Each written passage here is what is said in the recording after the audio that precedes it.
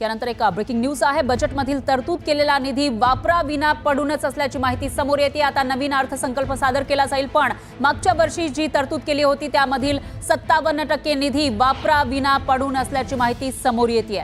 तर बजेटमध्ये जी तरतूद झालेली होती मागच्या वर्षी अर्थसंकल्पामध्ये तो निधी मात्र वापरला गेलेला नाहीये। राज्य अर्थसंकल्पात तरतूद करण्यात आलेला 57% निधी म्हणजे 50%पेक्षा जास्त 57% निधी हा वापरलेला नाही, तो वापराविना पडूनच असल्याची माहिती आहे। 2024-25 या आर्थिक वर्षामध्ये केवळ 43% निधीच खर्च झाला आहे। 50%पेक्षाही कमी निधी खर्च झालाय। तर नव्या राज्य अर्थसंकल्प हा 8 दिवसांवर असताना 57% निधी शिल्लकच असल्याचं दिसतंय। राज्य अर्थसंकल्पामध्ये सर्वाधिक खर्चासाठी लाडक्या बहिणींचाच हातभार लागलेला आहे। तर महिला आणि बालकल्याण विभागानं 79% निधी खर्च केल्याची माहिती समोर येते। याच विभागाकडून लाडकी बहीण योजनेसाठी निधी दिला जातो। तर शालेय शिक्षण विभाग 74% निधी त्यांनी खर्च केला आहे। हा विभाग दुसऱ्या क्रमांकावर आहे आणि मागास बहुजन कल्याण विभाग हा 68% निधी खर्च करून तिसऱ्या क्रमांकावर दिसतोय। तर कृषी विभागानं 62% निधी खर्च केलाय। गेल्या 5 वर्षांमध्ये तरतूद करण्यात आल्यापैकी 50% निधीच खर्च झालेला नाही अशी माहिती आहे। आणि याविषयी अधिक माहितीसाठी आपले प्रतिनिधी राहुल सोरी हे आपल्या सोबत आहेत। राहुल, काय सांगाल, या वर्षीचा अर्थसंकल्प सादर होणार आहे, मात्र आपण मागील 5 वर्षांचा जर हिस्ट्री बघितली तर त्याच्यामध्ये जे काही निधीची तरतूद केलेली आहे तो पूर्ण निधी खर्चच केला जात नसल्याचं दिसतंय।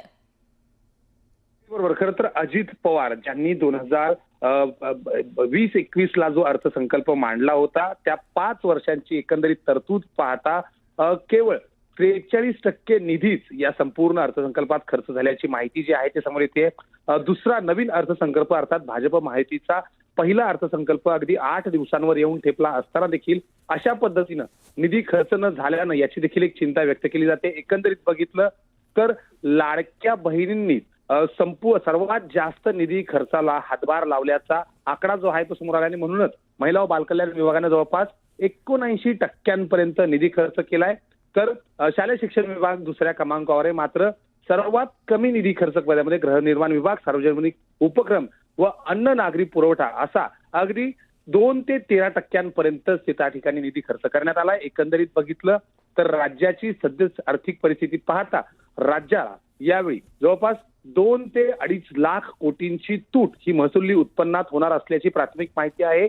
आणि याच टप्प्यावर अर्थात ज्या पद्धतीनं निवडणुकींपूर्वी लोकप्रिय घोषणांचा पाऊस पाडण्यात आला त्यामध्ये अनेक घोषणांची अंमलबजावणी देखील करण्यात आली आणि या टप्प्यावर महसुलांमध्ये होणारी ही लाखो कोटींची तूट आणि यासोबतच हा स्थापन होणारा अर्थसंकल्प या सगळ्या टप्प्यावर अर्थात अजित पवार यांच्या समोर एक मोठं आव्हान जे आहे ते असणार आहे। आणि त्यामुळं आठवड्याभरावर येऊन थोपलेला अर्थसंकल्प आता नेमकं कशा पद्धतीनं सादर होतोय, यासोबतच निधी कमी खर्च जरी असला तरी राज्यापुढे असणारी अर्थचिंता कायमच असल्याचं हे देखील कळते। आणि त्यामुळं अर्थमंत्री अजित पवार यांच्याकडून या सगळ्या बाबतीत कशा पद्धतीने भूमिका घेण्यात येते हे देखील पाहावं लागेल। निश्चितच राहुल, धन्यवाद तुम्ही दिलेल्या या सविस्तर माहितीसाठी।